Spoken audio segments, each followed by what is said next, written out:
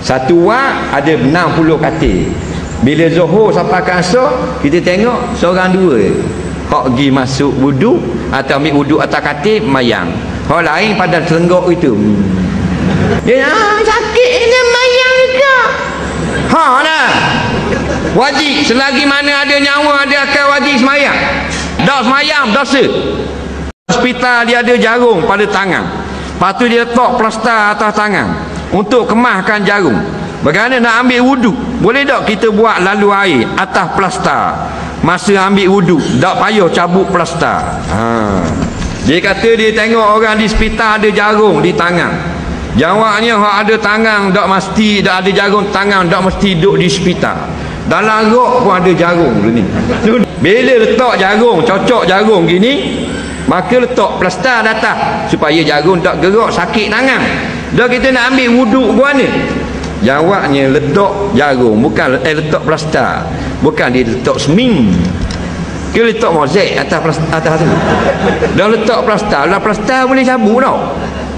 Boleh tak? Dah boleh cabut, dah benda masalah.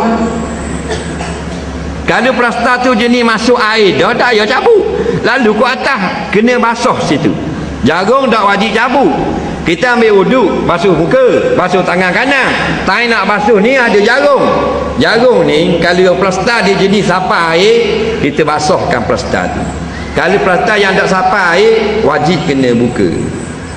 Bila kita buka, kita basuh air gitu, tepek mula plaster. Sebelum tepek, lak dulu air, tidak plaster dok lekat.